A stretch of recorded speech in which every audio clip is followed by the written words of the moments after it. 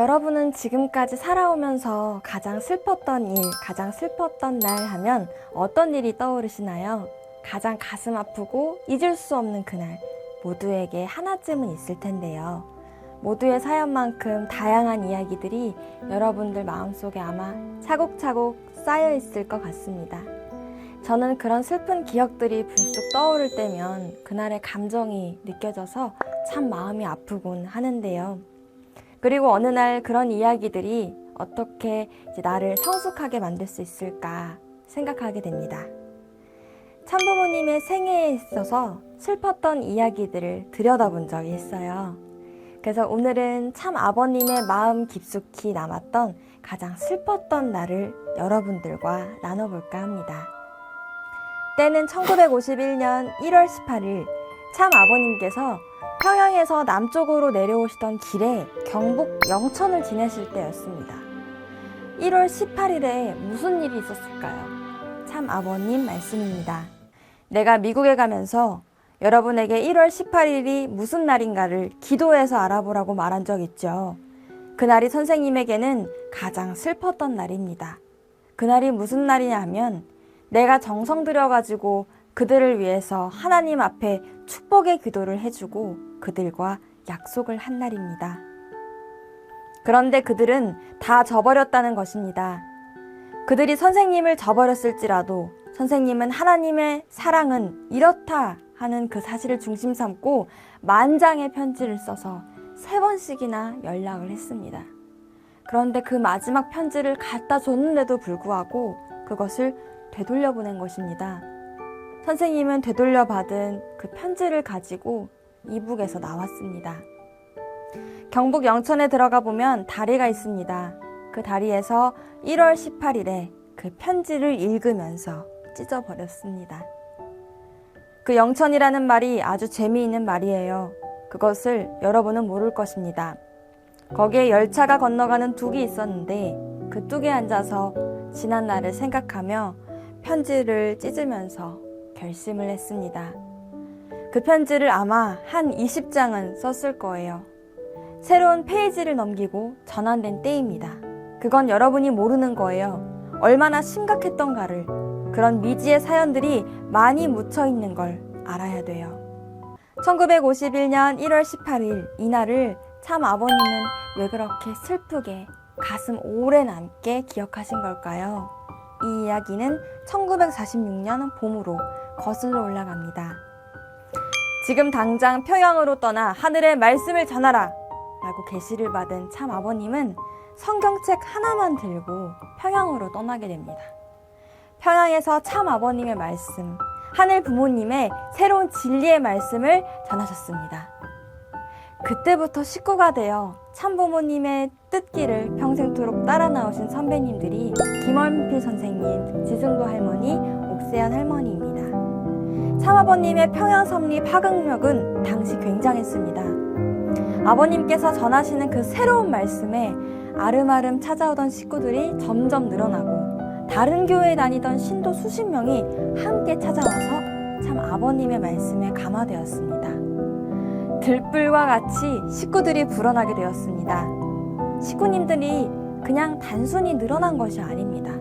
참 아버님께서 피눈물 흘리시며 찬송하고 기도하며 온갖 산전수전을 다 겪으신 토대 위에서 나온 것입니다. 아버님께서는 식구들 한 명 한 명과 깊은 정을 나누기도 하셨습니다. 시댁 식구들에게 두들겨 맞고 머리를 빡빡 깎여도 말씀이 좋다며 담장을 넘어 아버님을 찾아오는 식구도 있었고요. 몽시에 참 아버님을 뵀다면서 주소도 모르는 길을 나서 참 아버님을 찾아온 식구도 있었습니다. 이렇게 평양에서 만난 제자들과의 이야기는 어떻게 보면 참 아버님의 첫 식구들과의 그런 첫사랑, 첫 정이었죠. 그런데 당시 북한에서는 공산정권이 종교를 탄압하기 시작한 때였습니다. 엎친 데 덮친 격으로 늘어나는 식구들의 시기를 한 기성교단까지 더해져 참 아버님께서는 무고한 옥고를 치르시게 되었습니다. 대동보안서에 수감되시던 때 1946년, 그때 아버님 나이는 26이었습니다. 지금 제 나이보다 더 어린 나이에 대동보안소에 수감되어 100여일 동안 끔찍한 고문을 당하십니다. 자백할 죄조차 없었던 참 아버님은 빈사 상태로 거의 죽기 직전의 상태로 문 밖에 버려지게 됩니다. 그때 평양 식구들은 참 아버님을 모시고 눈물로 간호했습니다. 일어나소서, 소생하소서, 우리 선생님 이렇게 가시면 안 됩니다. 하고 식구들은 아버님의 곁을 지켰습니다. 그러나 순환은 여기서 끝나지 않았습니다. 48년 2월 22일 참 아버님은 기성교단의 고발로 다시금 법정에 서게 되셨고 끝내 흥남 감옥으로 떠나게 되셨습니다. 그 떠나는 날 울고 있는 식구들 앞에서 손을 흔들어 보이기도 하신 아버님이셨어요. 그리고 2년 후 1950년 10월 14일 옥중의 제자들과 함께 당당히 걸어 나오시고 2년 7개월이라는 긴 노정을 끝낸 아버님께서는 곧장 평양의 식구들을 향해 걸어가셨습니다. 그동안 평양 식구들이 얼마나 그리우셨을까요? 드디어 10일 만에 걸어서 평양에 도착했습니다. 북한에서 나를 따르던 식구들은 적극적인 사람들이었습니다. 밤이나 낮이나 내가 어디 가서 누구를 만나든 따라다니며 그렇게 소란을 피우던 사람들이 감옥에 갔다가 나와보니까 다 없어졌습니다. 내가 잊을 수 없는 그 식구들까지 전부 없어졌습니다. 간곡한 편지를 써서 사람을 통해 전달한 사람이 있었는데 그에게 가보니 그 사람도 이미 변해 있었습니다. 선생님이 하느님의 아들 같으면 왜 감옥에 갔겠는가? 선생님의 가르침은 전부 삿된 것이다! 라고 해서 편지고 뭐시고 받아보지도 않고는 이단 이 사람이 나왔구먼. 또 이단 일을 하려고 찾아왔소? 라고 이야기하는 것입니다. 그래서 그 편지를 가지고 피난길을 나왔습니다. 여러분, 얼마나 보고 싶었던 식구들이었을까요? 눈물 콧물 함께 흘리며 하나님을 외치고 하나님의 말씀으로 하나 되었던 그런 식구들이 모두가 불신하여 등을 돌린 것입니다. 평양 식구들은 죽음의 고비를 넘기고 돌아온 아버님의 간곡한 편지를 돌려보내고 외면했습니다. 그런데 참 아버님께서는 그 식구들을 포기하지 않으시고 40일 동안 평양에서 기다리기 시작하셨습니다. 그들이 등을 돌리고 배반해도 하나님이 이제 됐다, 출발하라 하실 때까지 나는 그들을 포기하지 않겠다. 그들이 내 앞에서 직접 떠나겠다 말하지 않았으니 나도 그들을 저버릴 수 없다 하면서 식구들을 기다리셨습니다. 단 한 명의 제자도 하나하나 자식이기에 포기할 수 없었던 참 아버님은 차마 반송된 편지들을 어찌하지 못하고 품에 껴안은 채 멀고 먼 피난길을 떠나실 수밖에 없었습니다. 공산군의 총탄에 생사가 오가던 춥고 배고팠던 50여일의 피난길 동안 참 아버님은 평양 식구들을 가슴에 품고 반송된 편지들을 들고 영천까지 내려오신 것입니다. 경상북도 영천의 철길 옆으로 난 도로에 다리가 있습니다. 그때 부산으로 내려가기 위해서 영천의 그 다리를 지나가고 있었는데 그 편지를 가지고 내려가다가 다시 한번 읽어보고는 찢어서 날려버렸습니다. 그때가 1951년 1월 18일입니다. 그런 잊을 수 없는 사연들이 많습니다. 그렇게 열성분자였던 사람도 믿을 수 없는 배신자로 떠나간다는 것을 나는 이미 알았습니다. 감옥에 있을 때 그 사람의 영이 와서 인사를 하면서 울면서 저는 떠나가게 되었습니다 라고 자기 사연을 말해서 내가 그럴 수 있나? 라고 한 적이 있는데 아니나 다를까 그때 떠났더라는 것입니다. 평양에서부터 경상북도까지 내려오는 동안 참 아버님께서는 내내 평양 식구들을 생각하셨을 것입니다. 울며 불며 함께 동고동락했던 뜻을 놓고 함께 승리하자고 맹세했던 식구들을 생각하시며 남아하셨습니다. 이내 영천강에 다다르게 되었을 때 이제는 새 출발을 하기 위해서 반송된 편지들을 다시 한번 읽고 강물에 날려보내셨습니다. 눈물로 편지들을 찢어보내며 새날을 결의할 수밖에 없었던 가슴 절절한 사연이 녹아있는 슬픈 날, 바로 참 아버님이 가장 슬픈 날이라고 말씀하신 이유가 아닐까요?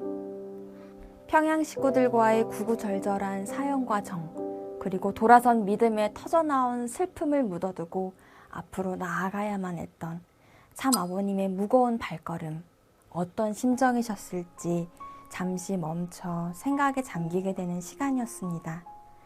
저는 이 영천교 이야기를 읽으며 두 가지 생각을 하게 되었는데요. 첫 번째, 나는 누군가를 그렇게 절절하게 믿고 기다려봤는가? 믿고 사랑한 사람이 나를 부정하고 등을 돌려도 나는 품을 수 있을까? 하는 스스로에 대한 질문이었습니다. 차마 내가 그렇게 할 수 있다는 확신은 안 서고 감히 상상하기를 그 심정은 부모의 심정으로 영원히 자녀를 기다리는 그런 것이 아닐까 생각이 들더라고요. 두 번째로, 모든 노력이 허물어진 것 같고 누가 봐도 좌절스럽고 힘든 상황에서 나는 과연 새로운 희망과 출발을 이야기하며 처음의 목적을 되새기고 다시 일어설 수 있는 사람인가 하는 것이었습니다. 당장 어제도 저는 이러이러한 목표를 세웠는데 잘 안 되네, 그냥 접을까 하는 가벼운 낙담과 손쉬운 포기를 마음속으로 고민하다가 잠들었는데 말이에요. 영천교 이야기뿐만 아니라 참부모님의 생애는 숱한 고난과 역경이 있었습니다. 그런데 제가 본 참부모님의 생애에서는 포기와 절망으로 끝맺은 에피소드는 없었습니다. 과연 나는 그렇게 할 수 있을까라고 스스로 질문하게 됩니다. 물론 삶 속에서 끝없이 고민하고 노력하고 스스로를 갈고 닦아 수련해야 할 부분이겠죠. 자, 오늘은 참아버님의 영천강 이야기를 함께 했는데요. 참 어머님의 구구절절, 곡절 많은 그 사연도 차마 생각하면 너무도 마음이 아파와 다 쓰질 못할 정도라고 하시니 우리가 어떻게 다 헤아릴 수 있을까 싶습니다. 그러나 불굴의 정신으로 딛고 일어나 승리한 그 삶을 우리는 똑똑히 보았고 전해 들었으니 함께 닮아갔으면 합니다.